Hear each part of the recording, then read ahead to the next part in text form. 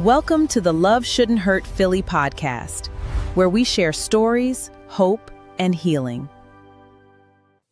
Good evening and welcome back to another episode of the Love Shouldn't Hurt Philly podcast. Before we get into tonight's topic, I want to remind those who are watching, if you or anyone you know is dealing with any form of domestic violence, it could be a friend, a family member, or even a foe, you can reach out to the National Domestic Violence Hotline at 1-800-799-7233. My people, we are closing out this amazing series that has been so much fun. We started off with self-love, which is super important for all of our viewers. We then spoke about grief and how it affects our ways of loving. And last week, I had the just excitement of having my daughter with me and talking about the love that we see that we're growing up with and how it affects how we love today. So tonight, folks, we are doing exactly what you've been looking for.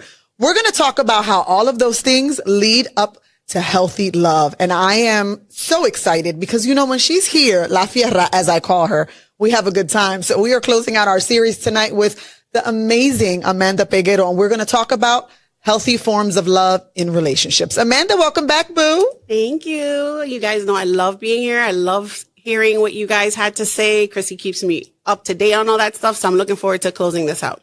Absolutely. So it was her idea to talk about this topic. So we got to keep on bringing Amanda back because she gives us, you know, that vibe, right? That feeling. We have a lot of different guests, but it's a different feeling when Amanda's here. So we're going to start it right off the bat because this is something you all have been looking forward to. So the first question I'm giving you is, what does healthy love look like? How would you define that? I hate when she does this to me, right? Because she thinks I just sit at home and I'm like, oh my God, what is Christina going to ask me? But I think everyone defines that themselves. I think you need to know what type of love you're looking for, what type of love you want to feel, and ultimately what kind of union you want. And by union, I mean like what kind of partnership, whether it be a romantic, a social, a familial partnership you're looking for, and how do you receive that love, but also how do you give? Because it's a give and take. Absolutely. A lot of times some people say like, oh, when you're in a partnership, it's 50-50. I truly encourage my clients or anyone that I talk to, like, that's not fair. Because that means you're withholding 50% of yourself. Yeah. So it's 100. You bring all of you and the other person brings all of them. And hopefully what happens is that then a puzzle piece comes together and you make parts of me better. I make parts of you better. And then what also happens is that when I'm not at 100%, you can fill me in those ways. Right? So if there's days that you're going through grief, which was a topic you guys talked about, absolutely, and you're going through like just a hard day, that other person can hopefully fill your cup with the remainder of like that love or that attention or that kindness or whatever it is you need. Because the other thing I wanted to talk about, which we didn't talk about this, but love isn't just the heart love, right? Absolutely, like, yeah. That passion, that like, oh my God, that being in love with somebody, like love is also kindness. Love is being bondadoso. Some of my words, y'all, if y'all know, I don't know how to say them in English, but I'll say them in Spanish. Googlealo, okay? Google it, folks. Google but like, it's important to like give the parts of you that are like fabulous. I want to say it that way, yeah, right? Like, what are the parts of you that, as we were talking about self-love, that like you bask in, that you're like, oh, I'm the, when it comes to that. Absolutely. Right? Whether like we were talking about your cooking, right? If you feel like you're that, like, then you lead with that, right? Yeah. And you cater to people with that. Like, yeah. I'm a person that believes that food is the way to someone's heart. That's so if you sad, right? So if you sad or whatever, ven pa acá, let's eat. Come over here. Cook. Let's cook, right? Let's have a talk. Let's explore what's happening with you. What's going on. Christina and I commuted together today. And I don't think that sometimes she realizes that, like, even the strongest people feel another strong person, right? So I was like, girl, it's been a rough week. It's been a rough day. And then she's like, you're not showing that. Not at all. You're like, like I talked the whole way here. She did. Mad energy. And do you think about the topic we ended up talking about? Yeah. Like, it was about love. Yeah. And it was about like looking at someone else's version of their love and realizing like, yo, what are we missing? Absolutely, yeah. And I know you asked me a very specific question and I just went on a tangent, but no, but it all goes together. Right? Like, it's just like that person's type of love, they found it, and it works for them. Yeah. But what I would say is what healthy love is is what is something that you want to come home to, that you want to pick up the phone and call, that you want to go have dinner with, that you want to call and say, hey, let's go get a drink, or let's go to the movies, or come over and sit on the couch. Yeah. And just bum it out. Like, love is who fills that need for you. What is it that they're bringing, and how do they comfort your soul, your mind, and your body? I like that. So I want to preface this by saying that I normally will, prior to the show, to any guest, I'll send them and tell them, hey, this is what we're going to talk about. So I promised her that yesterday and I didn't do it. Why? More because I know that she speaks very well off the cuff. She doesn't really need all the preparation that she thinks she needs because she's so knowledgeable. But I also like to kind of see people's live, just really organic responses to some of these, because I want people to know that it's genuine and it's right from your heart. So I want to get into a lot of the submissions, right? Because when we first spoke about healthy love and unhealthy love, I asked all of you viewers out there who are watching us on social media, what were your characteristics of a healthy love, or what do you think is healthy love? So before I get into those, because I have a few that were submitted, what are characteristics that you think are forms of healthy love? Reliability. Love that. Trustworthy. Yes. Loyal, and loyalty looks different for everybody. Definitely. Right. So some people, loyalty is connected to fidelity, right? But loyalty could also be like someone that you know has your back in any room that they're in. That's right. I love it. Right. And that's important for some people. Like, when my name is in a room, you should have my back. You shouldn't only just have my back when I'm there to show me your strength. Yeah. Right. I think also characteristics of like safety. And again, safety is emotional safety, physical safety, the safety of your heart, which is not the same as emotional, right? Like protecting your heart. It's connected to emotional, but right, like protecting you that way. Feeling like knowing that someone is looking out for you. And I mean, there's just some of the things that come up for me. Communication. Oh yeah. And definitely. open communication. Honest communication. We were just having this conversation. Yeah. Like, sometimes it's hard for people to hear the truth, but guess what? They don't have to guess. If they know the truth, there's no guessing in this. You know all the information now. You do with it as you want to do it. You want to make with it. And that's one thing that I always encourage my clients. Like, don't let someone take away your option of choice of deciding who, what, where you want to be. Right. Yeah, ask for the information so that you can make an informed decision. Yeah. And then if you decide that you want to partake in this, then you are the only person responsible for the reactions, the consequences that come from your action and your decisions. I got a lot to say about that, but that'll take us on a different tangent if I do that. Okay. Well, luckily we have to commute together. Yeah, then. We'll go back to that at the end. I promise I'll circle back. I got opinions about that, but I want to get into some of the submissions because I did tell them that I would shout them out. So Mia Mendez, my girl, I've known her forever. She just got engaged. Shout out to her. And I'm super excited for her. So she submitted, when the peace you have alone remains, even when your significant other is around. I love that. Which is great, right? Cause I love being alone. I love it. My daughter is your daughter, just like mine. They're older now. They're going out. They're doing things. They're not home as much. I love to be on my sofa with my pajamas on, watching Law and Order with my coffee and my dog. I'm cool. So if you can come into my life and just sit right next to me and not cause me stress, that would be great. So that's her submittal. When the peace you have alone remains, even when your significant other is around. She also did another one, so it's that you hear both. Also, it's gentle in tone. It's outward actions. It's consistently considering the other person. Consistency. Here's the thing, right? From young, what children need to feel protected, safety, all the things that I said to love is predictability and consistency, right? One of the things that I stand with all the time in everything that I do, when someone, I'm going to go back to that. When someone says my name in a room, you should be able to say, not Amanda. Yeah. Right? Because I'm consistent and predictable enough that you know what I would say, how I would react, how I would do, or how I would engage, like all the words, right? But when it comes to the peace comment, first off, you have to have your peace and you have to protect that peace. And that's part of that communication, right? So if someone comes into your life and says to you, I would love to court you. I would love to be engaged with you in like getting to know you and taking you out on dates. I think it's important to say, okay, well, this is what I'm looking for. This is what I need. And this is hopefully what you can offer me. If this isn't working, which goes back to the honest communication, then please don't waste my time. Yes. That is very easy for me to say, but very hard for people to hold other people accountable to. Absolutely. Absolutely.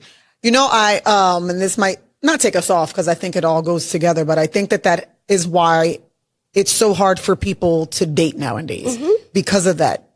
There is no honesty when it comes to that. I think people are so like excited to just let me get to know you. And they don't know what they're willing to offer you. Yeah. So they're just like, yeah, I want to get to know you. And then they do things like what I said to you in the car, you know, you let your wall down. You're like, okay, I think this is someone that I could get interested in. I enjoy their company. I love what they're promising me and showing me. It's great. But then they totally disappear. And it's like, you just made me waste my time, bring my wall down, not because I thought you presented all these amazing things that you could bring to my life. And I was excited for that because I brought my wall down. And then it's like, all right, I'm going to ghost you.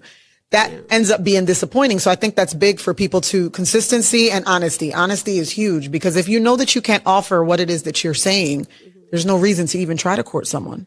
So a very wise person said to me once, you know, people love to use the love language. They love to talk about, this is my love language. This is, you know, that's my love language. I like this. I like that. And what we don't talk about much is how the other person is able or unable to fit that. And how do we find, how do we find that dance, right? Okay, so my love language, for example, could be, it's not, acts of kindness, right? Some people like that. Yeah. But if you're dating someone who is going through a rough time right now and is trying to find a way to get their coins up, the act of kindness might show up in a different way than what you think, because you think act of kindness, you think like taking me out to a picnic, taking me out to the park. But we all remember that whole debacle when the guy took the girl to Cheesecake Factory and it was like a whole thing. And I'm like, take me to Cheesecake Factory because I love me some mac and cheese balls, right? So like, but that might have been their way of, you know, act of kindness. And to them, it wasn't enough. It wasn't meeting their expectations and their needs. But did you ever communicate that? Yeah. Like, did you ever say, like, did you start the conversation with, hey, what are your likes? What are your dislikes? Just the initial courting conversation. But think about even friendships. Like, do we have these conversations with our friends? Do we say like, hey, that one time when you were doing X or Y, like, it just made me feel a little bit uncomfortable. And I just wanted to be honest with you about it. We don't, and we should. Yeah, because we expect them to read our minds. Yeah, absolutely. Like, you should be able to read my mind if something happened. And this happened recently as we connect grief to love. Recently, I had a loss in my life, and it was so significant that it kicked my butt, right? Ways that like I had never felt grief in my life.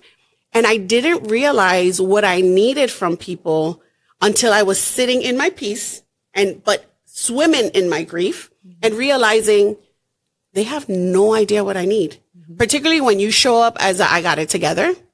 I got to do this all by myself. I don't need nobody. Yeah. I'm strong. Yep. I got this. If those are your affirmations, which are great, I'm not saying don't do those things, but there comes a time where like, if someone asks you, what do you need?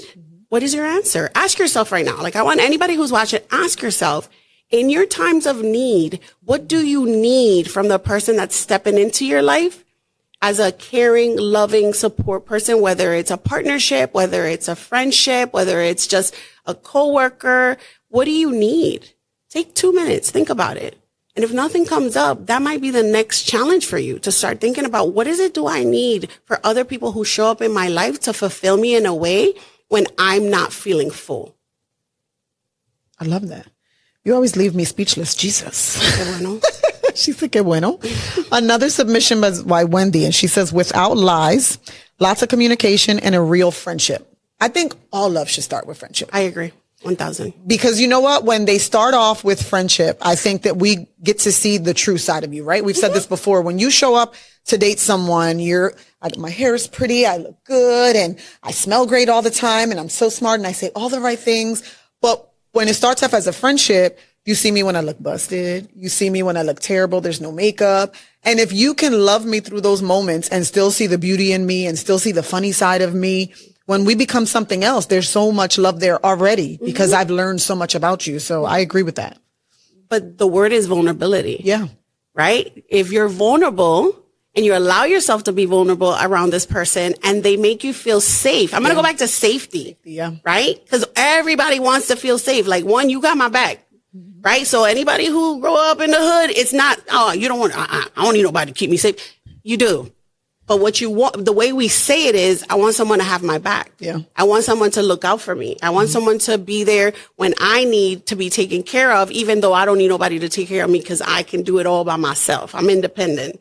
It's okay to be independent and still need to feel protected and to be safe. Okay. Yeah. So I just feel like, I don't know. I think we get caught up a lot of times in like words. Yeah. Right. And we get caught up a lot of times in like appearances. And the reality is that when you strip all that, strip the makeup, strip the hair, strip the like fancy clothing or whatever, like, who are you really deep down? And when you're sitting on your sofa watching Law and Order with the dog, you're not thinking like, let me put some makeup on because I'm about to watch. You don't care. You got your sweats on. You got your favorite hoodie on. Like you got your blanket and you are ready to go. And I think that the reality is that when you find your self-love, you know that your inner self is really who needs to feel like at peace and feel comfortable and feel like just A-okay.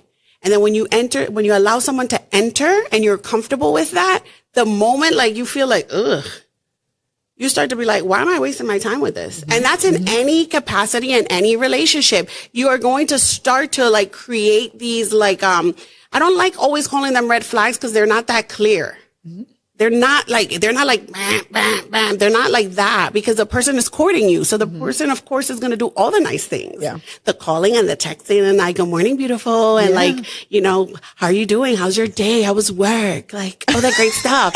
And we love all of that. I'm not downing it.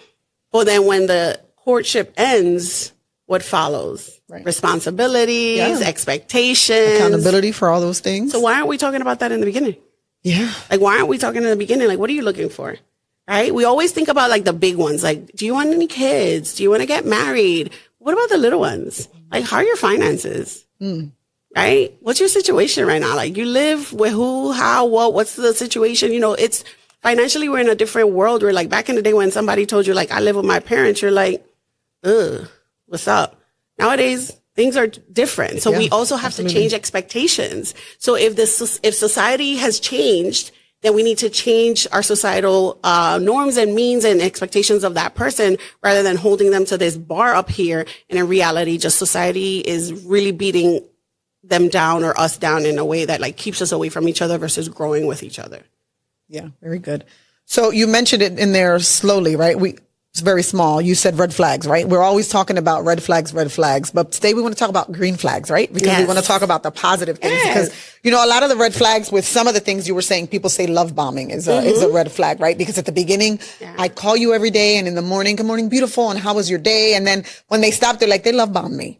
They made me feel like I was this wonderful woman and then it all stopped, right? So what are green flags that you should be looking for instead? I have a few examples, but I want to see what you think are green flags. Again, I can't, so this isn't a cookie cutter. This isn't like going to the store and buying like I want to make Christmas cookies and now I have all the Christmas, you know, cookie cutters and it's a Christmas tree, a wreath or what. This is not how it works. Yeah.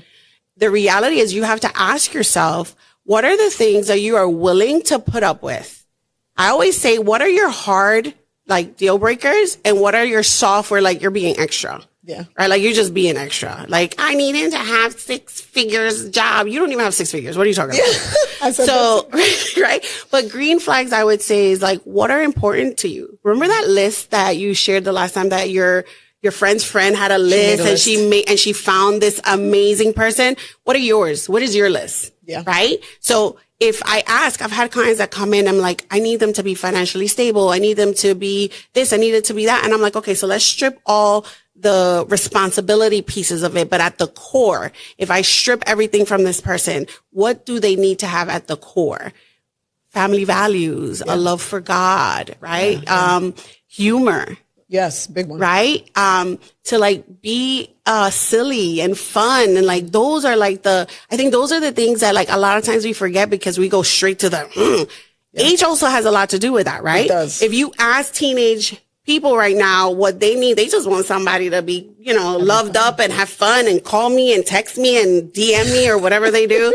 Right. And then as you grow up the ladder of like 20-year-olds and 30-year-olds and 40-year-olds, it changes. If you ask our parents what they need now, is very different. Yeah. Everybody's different. Right. It's very different. So I think that green flags is whatever makes you happy and whatever moves your needle closer to that place of finding that partnership that you're looking for.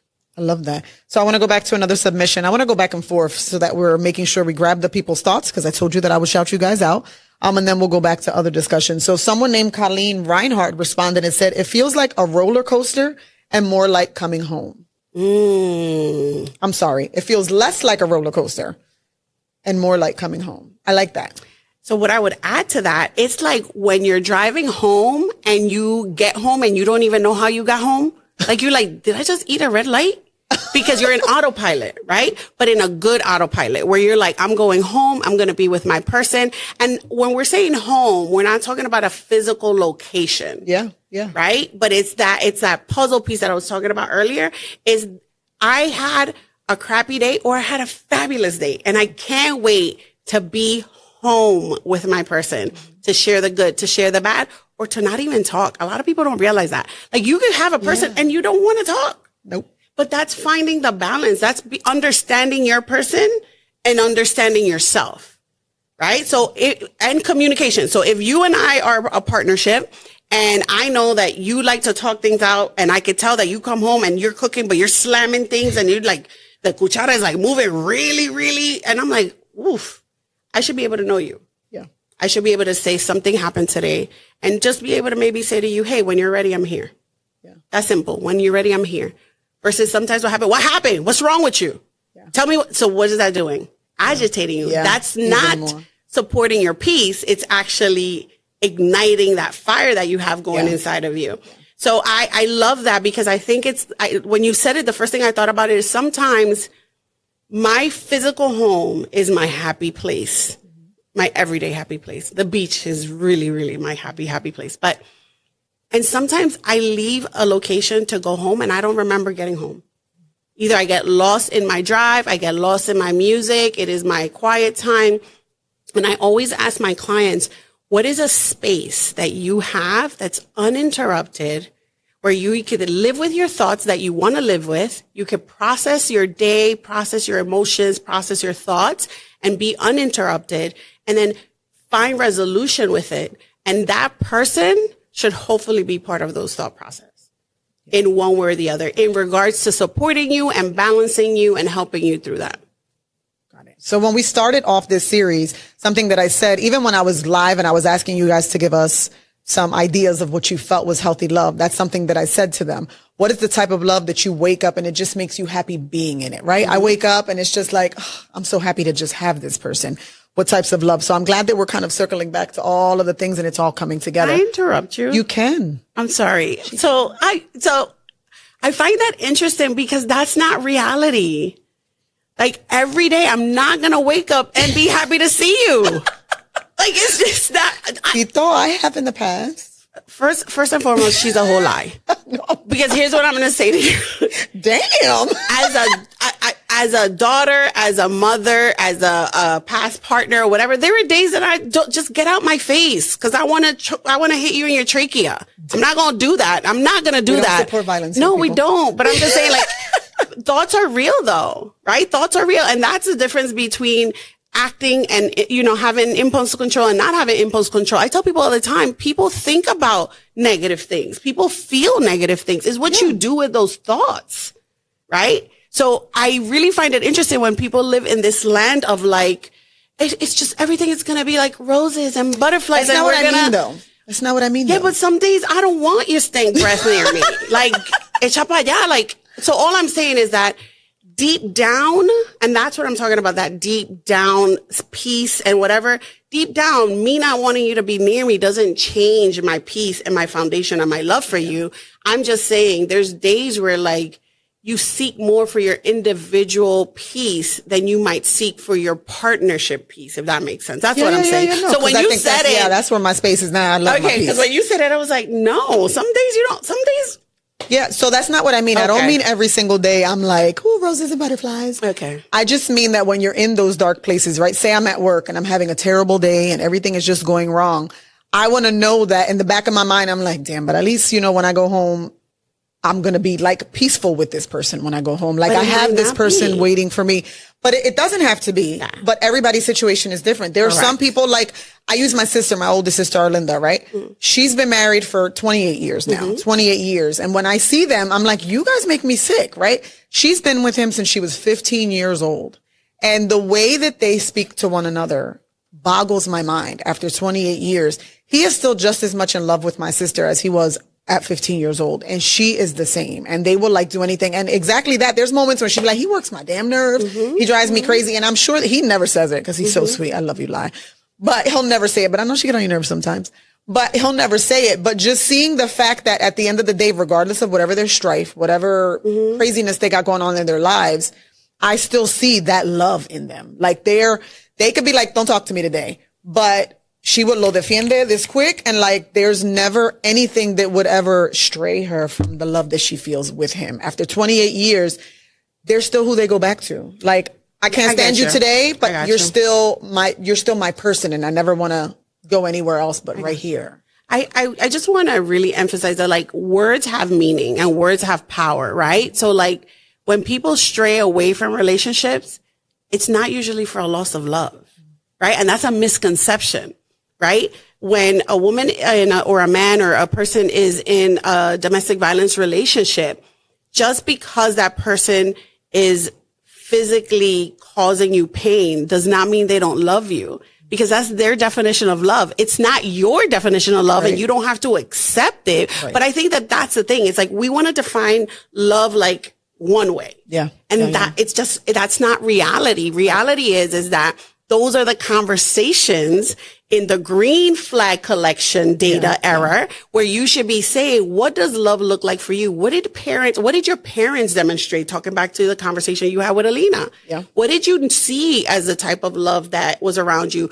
What did you like? What did you dislike? Like we don't have these foundational conversations. So I would probably say that Linda and Lyle grew up together. So if you think about 15 years old, they learned each other from teenagers to now. 50 something, yeah. Right. So now you're talking about 20, 30, 40-year-olds that are trying to figure out their lives and also trying to include another person as part of that. That could be very difficult. Well, I'm trying to figure out who I am. But if we start the foundation, right? So a lot of people say God first, family, all that stuff. If that's important, you guys have those values. We haven't even talked about values. Yeah. And we have those alike, and we start to have these difficult conversations. We could understand and see that like we might love each other, but we're not right for each other. Oh yeah. That's another conversation. Yeah. We don't have to wait till we hurt each other to now be like, oh, this person and talking all I always say like, if you fall out of love with someone or if you're just not in a space with them, like distance yourself, right? And have the conversation like right now I need to focus on me. It's not you, it's me. And then like figure it out together. And I would probably bet that if your sister was here and you asked her like what helped your relationship, it would be that they've been able to like work things out together. Yeah, give each other space. Oh yeah, definitely they do. Right. But also always circling back to those foundational important components of green flags and not just focusing on the red flags, which is why I was like, I don't want to talk about red flags. Let's like focus more on those other things. I like the foundational piece. I think that that's important, that you always come back to what makes this work, what makes us who we are together. I love that. We are at the halfway mark, people. If you or anyone you know is dealing with any form of domestic violence, be it a friend, family member, even a foe, it takes 2 seconds to give them the National Domestic Violence Hotline at 1-800-799-7233. So I want to go back to it, right? Because her daughter was one of our submissions. She's newly married. Shout out to my niece Amanda, her new marriage. And the only thing she wrote, and I thought it was very just going together with what we're saying, is lots of compromise and total understanding. See her face with the word compromise, guys. She didn't like that. No. I again, words have power. Yeah. Right? So I would want to ask Mandy, like, what does compromise look like for you? And again, and I don't know if you guys are getting the gist, right? I cannot come on here and tell you, and you should do this, and you should do that, because that's what's going to make you work. I can never do that. I treat every single one of my clients like the individual person that they are with their individual life experiences and their individual needs. And I would say the same thing. You need to look at every single partnership, friendships, social, well, that's the same thing. Friendship and social is the same thing, but romantic, social, and work relationships. And the only person you can change and the only person you can really work on is you. So what is the similarities in all of them that's working for you? And what are the areas that are not working for you? And then how do you attack those? So what I would say is the compromise might be, I need to compromise on who I am and what I'm expecting this person, particularly if I haven't communicated to them that this is what I need. And then understanding that that person might not be able to give it to me. That person might not be able to fulfill the need the way I want it. And whether or not, I'm going to go back to what I said earlier, is this a hard deal breaker where like, no, I can't accept this? Or is this one that I'm like, all right, let's be realistic. I've had high expectations about something that myself, I'm not even holding myself accountable to. So for example, family connections is a big one. Right? A lot of people's like, I want someone who is family oriented.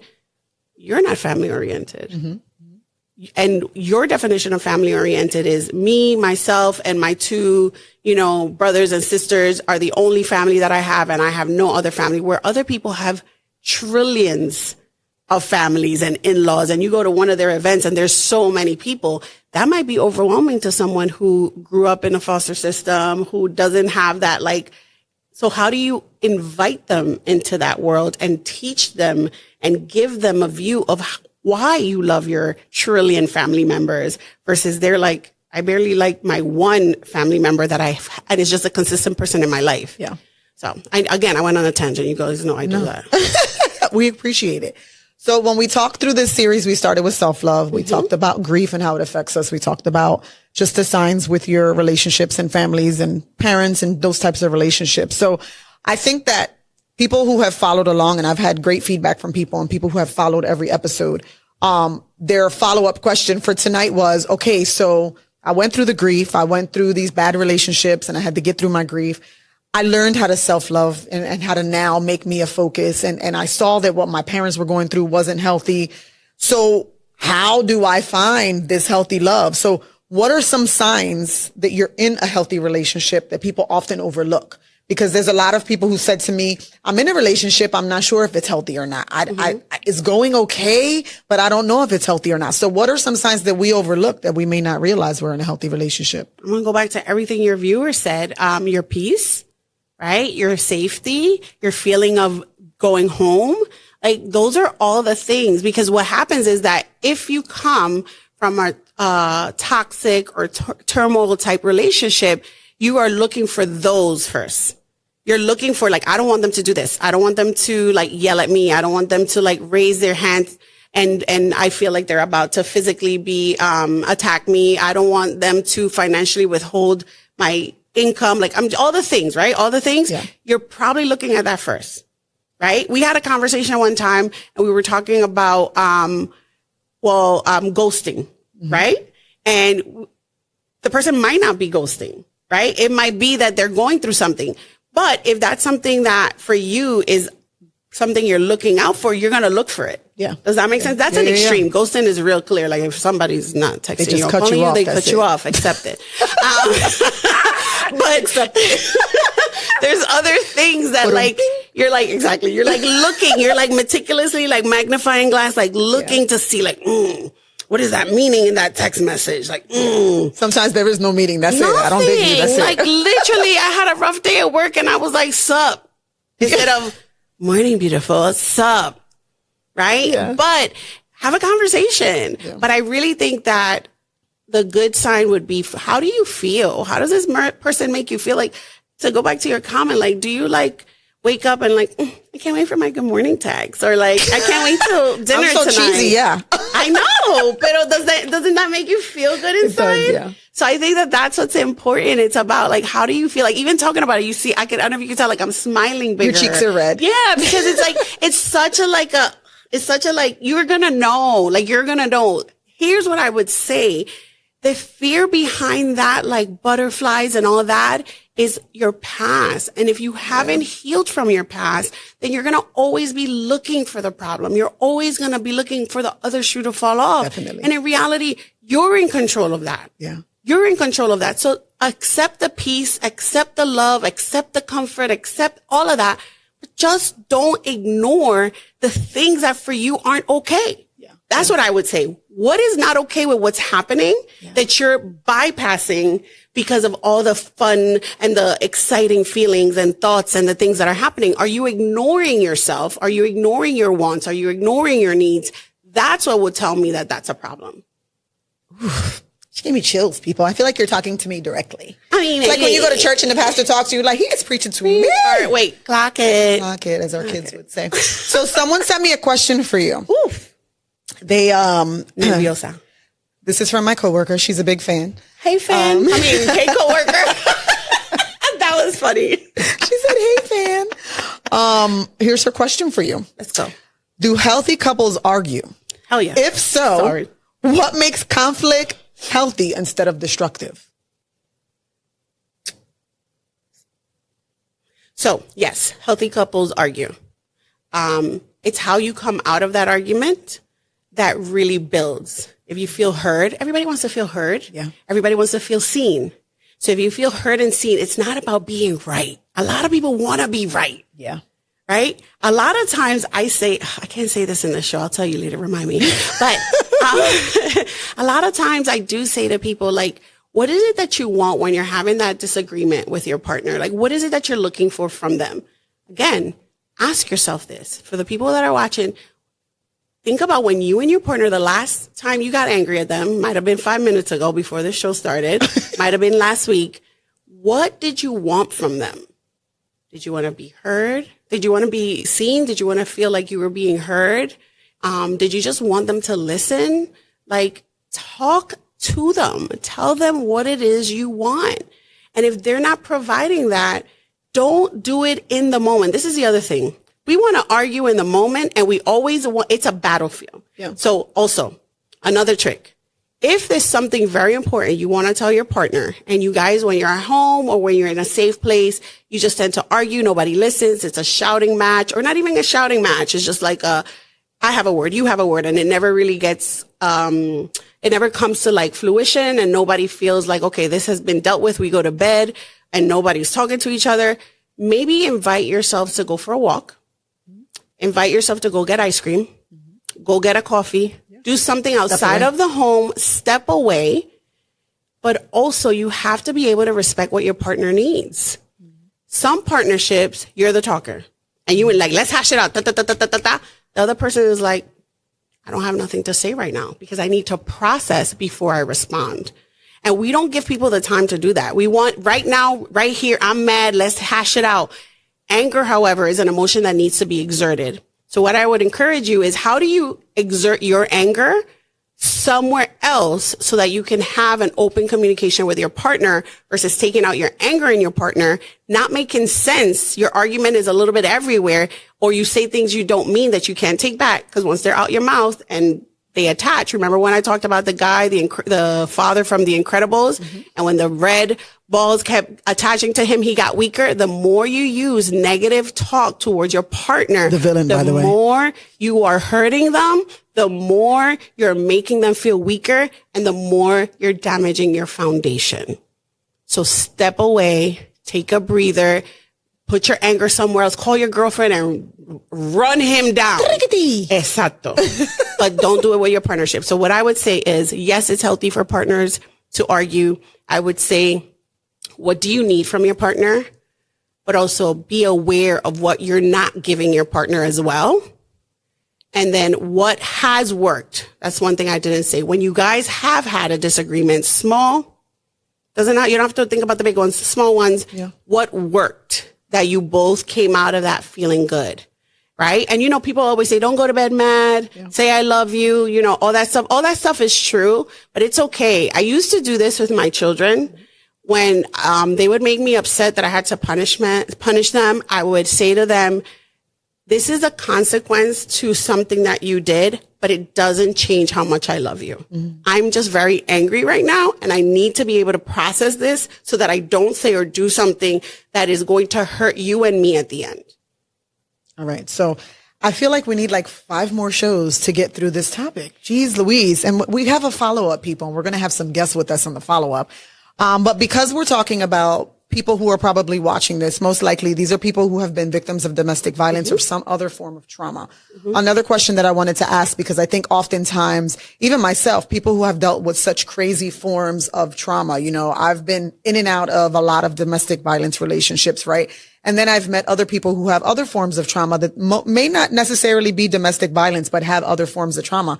So because of this conversation and finding healthy love and how can we get into it, my question, I guess, for you, and we're almost ready to wrap this up, is can 2 people with past traumas build a healthy relationship? Most definitely. For sure. So a person who's been through a trauma does not mean they've been traumatized. I love saying that because a lot of people think like, oh my God, they had a trauma. They're traumatized. It's about how they've been able to process their trauma. And not even that they're healed, because a lot of people think that healing is a final destination. Like you're going to go through therapy, you're going to feel better, and boom, you're better for the rest of your life. And in reality, what people don't realize is that everyone should have one person who is dependable, not connected to your personal or work life, who is non-judgmental to go talk to dump, so that you could actually get a space where you could be vulnerable and not worry about like, oh my God, I said that to that person. Now they're going to know. And now I don't even know how to act around them. Right. So what happens is that through your healing process, there are going to be stages in your life that you're going to need to heal again. I literally had this conversation a day ago with a friend. We were talking about grief. And we were talking, she was like, well, what's the point? I already did the therapy. I already did the groups. I did everything. And I said, isn't this a different stage of your life? Isn't this a different season of your life? Yeah. Doesn't this mean that there's now new things that you are attaching to your grief and the loss associated with that? Yeah. So as your child is growing up, or as you're hitting milestones, if you once had a great connection with someone, but it was a very toxic, not a great situation for you, and you had to walk away from that, and now you don't have that, but you're happy, you're at peace, everything's great, does that mean that now that you have a great accomplishment and you look to your side and you don't see a partnership that you can't be sad? It's ridiculous. Mm-hmm. However, 2 people who've been through a traumatic event could find themselves, self-love the heck out of themselves, know their peace, know their home, know their safety within themselves, and then find each other and be that puzzle piece that they were missing. The other thing is they might end up doing therapy together. They might end up working on their relationship together, because that person might trigger things in you that you didn't even know.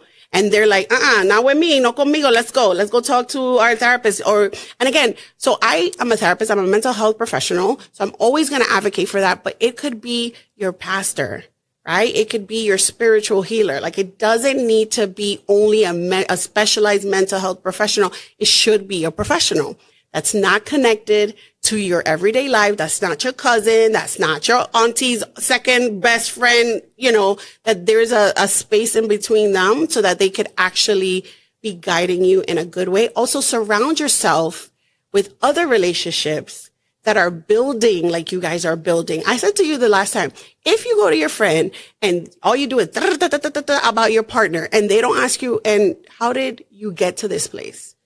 And say to you, and what did you do? Mm-hmm. Right? And not that it's your fault, but like, what is your part in this? Yeah. Right? And say to you, friend, go talk to your husband. Mm-hmm. Go talk to your partner. Go talk to your loved one. That's not a good friend. If they're like, yeah, let's go, let's find dirt.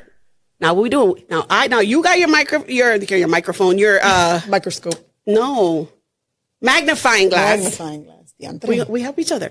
You have yours and I have mine, and we literally are looking for the most minuscule thing in this relationship that's not there, just to validate that the person's not a good person. Yeah. So in reality, then who's not the good person? Absolutely. Yeah. So. I love that. You know why? Because we're ending this series today, but obviously the show is going to continue, and we're going to have follow-up discussions in our next show. We are bringing April Castillo and her husband Zalo Castillo here. And the funny thing is, when they were last on the show last year and we spoke about how they kept their relationship going after her forms of abuse, the one thing her husband said to me is, 1, they worked on the therapy together. Mm-hmm. 2, they had a village who would correct them. So even like pastors, people within their church that they would call if they're in an argument. This is what Zalo said. I had to pick up the phone and call them, and they would check me. Like, bro, no, you don't do that to your wife. and the wife would check her. You don't do that to your husband. So it's so crazy that you said that because it kind of brings it all back, and they're coming. They will be on our next show. We're excited. Very much. So I love it. So as always, I want to charge you with something before we go off air, and I just want to see what your response will be, but don't make the face. Que tú lo tienes. So if healthy love could speak directly to someone listening who's never experienced it, what would it say? If healthy love could speak to someone who's never experienced it, what would it say? It would say, you deserve it. You are worth it. You can find it. You first need to look within yourself and know who you are and what you need, so that when that love finds you, you could either accept it or say, thank you, but you're not my kind of love. She clocked that. Short and sweet, She's so great. She's so great. So this is what I take from all of this. Yes. After 4 episodes, maybe the better question isn't, what's love got to do with it? Maybe it's, what kind of love are we choosing? Because healthy love doesn't just change our relationships. It changes how we see ourselves, how we heal, how we show up for the people that we care about. So listen, people, thank you for joining us on our series. We've had a good time with all of these different things that are encompassing love and how you all see it. As I stated, we're closing up this series, but we're bringing it back with actress April Hernandez Castillo and her husband, Zalo Castillo. They will be here with me and Amanda for our next episode. So stay tuned, because it's going to be another great one. Hasta la próxima. Besos y abrazos. If you or anyone you know is a victim of domestic violence, please call the National Domestic Violence Hotline. That is 1-800-799-7233. Thank you for listening to this episode. Stay tuned for our next episode.